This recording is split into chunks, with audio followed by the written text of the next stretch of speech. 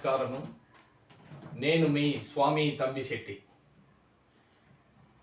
నిన్నటి రోజు నేను పెట్టిన ఎపిసోడ్కు చాలామంది చాలా బాగుందని, కామెంట్లలో దీనికి కొనసాగింపు ఉండాలని కోరిన మేరిక మన యొక్క ప్రేక్షకుల కోసరము నేను దీంట్లోనే ఇంకా కొంచెము ఎలాబరేట్గా ఎక్స్పాండ్ చేస్తున్నాను. దీంట్లోనే దాని కొనసాగింపు. ముఖ్యంగా ప్రతి మనిషి నేను ఏ తప్పు చేయలేదు, ఒకరికి ద్రోహం చేయలేదు, మరి నాకెందుకు ఇన్ని కష్టాలు అని అనుకునే వాళ్ళు కొద్దిమంది.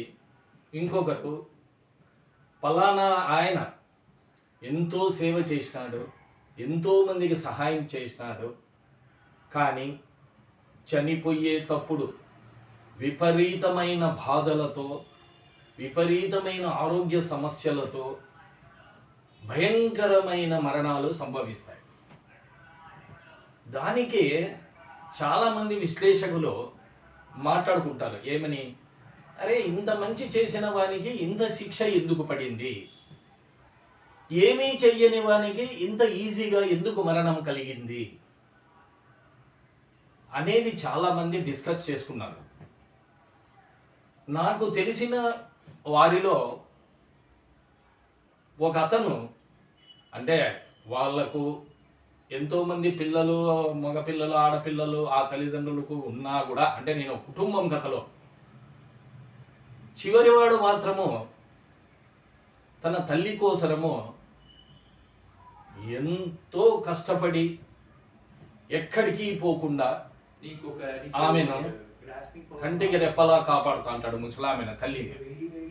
మిగిలిన వారందరూ, అంటే మిగిలిన కొడుకులు, బిడ్డలు పెళ్లిళ్ళు చేసుకుంటారు, వెళ్ళిపోయింటారు. కానీ కొడుకులు ఉద్యోగరీత్యా బయటకు వెళ్ళిపోయింటారు, ఎక్కడెక్కడ ఊర్లలో ఉంటారు. కానీ ఈ అబ్బాయి ఉద్యోగం కూడా చేయకుండా ఏదో చిన్న చిన్న పనులు చేస్తూ తన తల్లిని బాగా చూసుకుంటూ చివరికి పెళ్ళి కూడా చేసుకోకుండా బ్రహ్మచారిగా ఉండి, ఎందుకు పెళ్లి చేసుకోలేదంటే వచ్చినామె మా అమ్మను సరిగా చూస్తుందో లేదో అనే ఉద్దేశంతో, ఇది నిజంగా జరిగిండేదే మీకు చెప్తున్నాను. అటువంటి వ్యక్తి తల్లి కోసరము పెళ్లి కూడా చేసుకోకుండా ఆమెను కంటికి రెప్పలా కాపాడుతుంటాడు. కానీ మరణం అనేది ఖచ్చితం, ఏదో ఒక రోజు తప్పకుండా రాక మానదు. కానీ అతను చెప్పేవాడు ఎప్పుడు, మా తల్లి చనిపోయిన తర్వాత నేను ఎక్కువ దినాలు బతకను, ఎందుకంటే ఆమెతో నాకు ఆ విధమైన అనుబంధం మా తల్లితో నాకు ఎక్కువ ఉంది కాబట్టి మిగిలిన వారికన్నా నేను ఎక్కువ కాలం బతకలేననే నాకే తెలుస్తుంది అంటాడు. కానీ చివరిగా ఆ రోజు వచ్చింది, ఆ తల్లి చనిపోయింది. ఎంత కష్టపడినాడో, ఎంతగా చూసుకున్నాడో ఎవ్వరు ఊహించలేరు. చూసిన వాళ్ళందరూ కొడుకంటే ఇతడురా అనే పరిస్థితికి తెచ్చినాడు. కానీ తల్లి చనిపోయిన తరువాత తను ఏమీ చెయ్యలేక 24 hours తల్లినే ఆలోచిస్తూ, తను చేసిన పనులను సరిగ్గా చెయ్యక, తన ఆరోగ్యం కూడా సరిగ్గా చూడుకోకుండా, సరైన టయానికి మందులు వేసుకోకుండా షుగర్ బారిన, బీపీ బారిన పడి అతని ఆరోగ్యం పూర్తిగా చెడిపోతుంది అతి త్వరలోనే. అందులో ఇతను చిన్నవాడు.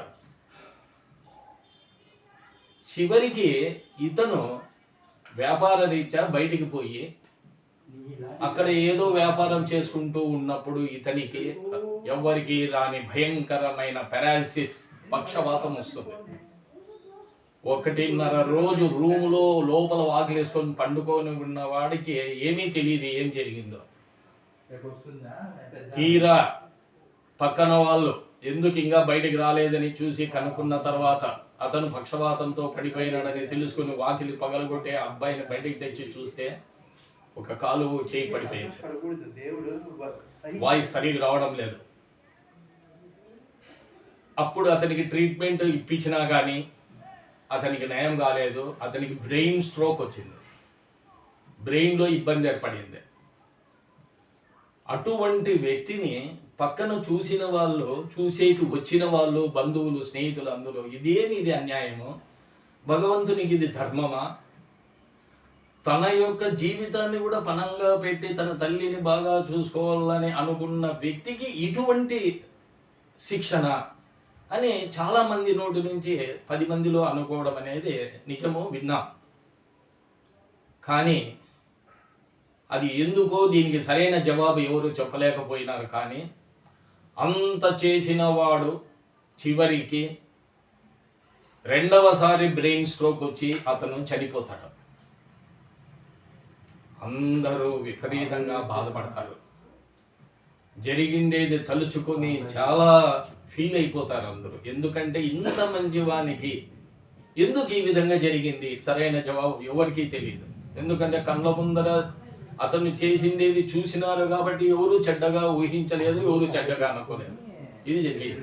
కానీ నేను ఎందుకు ఇంత ఎలాబరేట్గా ఒక ఎగ్జాంపుల్తో చెప్పినానంటే, మామూలుగా ప్రతి వ్యక్తి ఈ విధంగానే అనుకుంటా అంటాడు, అతను అంత బాగా చేస్తాడో అతనికి ఎటువంటి చావు వస్తుందో, ఇతను ఇంత దుర్మార్గంగా ఉన్నాడు ఇతనికి ఎటువంటి చావు వస్తుందో అని చాలామంది అనుకుంటా అంటారు. కానీ ఎవరికి ఎట్లా జరుగుతుందో అనేది మనకు సరిగ్గా తెలియదు. దానికి ఎగ్జాంపుల్గా భారతంలో కూడా ఎవరైనా ఒక వ్యక్తి తను ఇతరులను దండించే స్థితిలో ఉన్నా, తను ఇతరులను మంచిగా పెద్దరికంగా చెప్పి వినిపించే శక్తి ఉన్నా, కొన్ని వాళ్ళని ఎదిరించలేక, కొన్ని వాళ్ళకు చెప్పలేక జరుగుతున్న అన్యాయాన్ని చూసి కూడా పక్కకి వెళ్ళిపోయే వాళ్ళు మళ్ళా వాళ్ళు చాలా మంచి వాళ్ళు ఉంటారు. ఎంతో మందికి సేవపడు కర్ణుడు ఉన్నాడు, ఎంత మందికి సహాయం చేసినాడు. అతని పేరే దాన వీర శూర కర్ణ.